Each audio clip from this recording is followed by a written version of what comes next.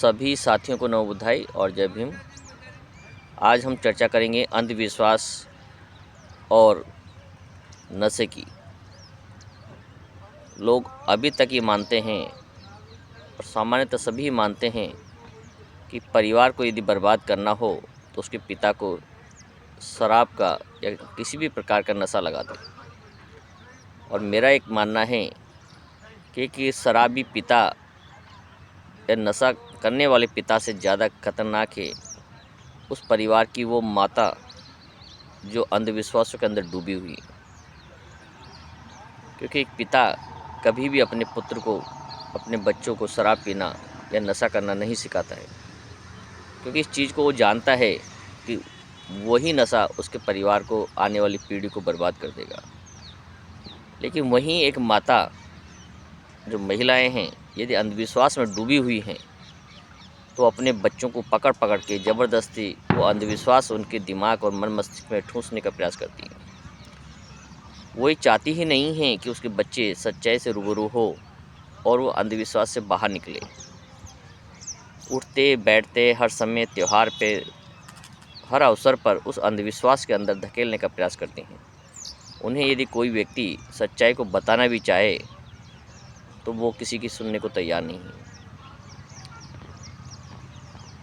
तो इसके आधार पर कह सकते हैं कि एक शराबी पिता से ज़्यादा खतरनाक उस परिवार में जो माताएं हैं अंधविश्वास में डूबी हैं और सच्चाई से कोसों दूर है। वो ऐसा नहीं है कि अशिक्षित हैं इस वजह से अंधविश्वास में डूबी, बल्कि वो पढ़ी लिखी हैं, बुद्धिजीवी हैं, उसके बावजूद अपने परिवारों के बुजुर्ग लोगों के कहने से, अपने परिवारजनों के माता, सास, ससुर या अन्य लोगों के कहने से उसमें जानबूझ करके घिरी हुई है।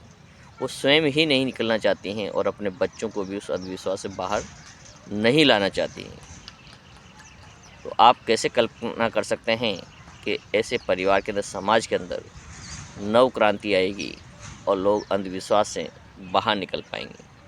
तो सबसे पहले एक परिवार को बदलने की जो धुरी होती है वो महिलाएं होती हैं। और यदि हमने महिलाओं को नहीं परिवर्तित किया, उनके मन मस्तिष्क को नहीं बदला, तो सारे प्रयास शून्य हो जाते हैं। ये वास्तविकता है, क्योंकि एक पुरुष चाहकर भी अपने परिवार के अंदर नए सामाजिक परिवर्तन नहीं कर पाता है, रूढ़िवादिता को, अंधविश्वास को नहीं मिटा पाता है। लेकिन यदि एक माँ, एक महिला यदि चाह ले तो मिनटों में, चंद दिनों में ही उस परिवार का अंधविश्वास और आडंबर समाप्त हो सकता है। ऐसा मेरा अनुभव है और लोगों को देखा है परिवार के अंदर कि पुरुष बड़े बड़े कार्यक्रमों में जाते हैं, बड़ी बड़ी बातें करते हैं, संस्कारों पर चर्चा करते हैं, लेकिन उनके परिवारों के अंदर उनका जो रोल है वो समाप्त हो जाता है। वहाँ वही महिलाएं अपने उन्हीं रूढ़िवादी परंपराओं को, अंधविश्वास को ढोए हुई है और अब बच्चों को उसी के अंदर समाहित करने का प्रयास करती है, उसी के अंदर डुबोए रखना चाहती हैं। सभी को नव बधाई। स्वयं पढ़ें, आगे बढ़ें, बच्चों को शिक्षित करें और अंधविश्वास से बाहर लाएं। इसी के साथ आपको एक बार फिर दीपोत्सव की, दीपदान महोत्सव की हार्दिक शुभकामनाएं और मंगलमय।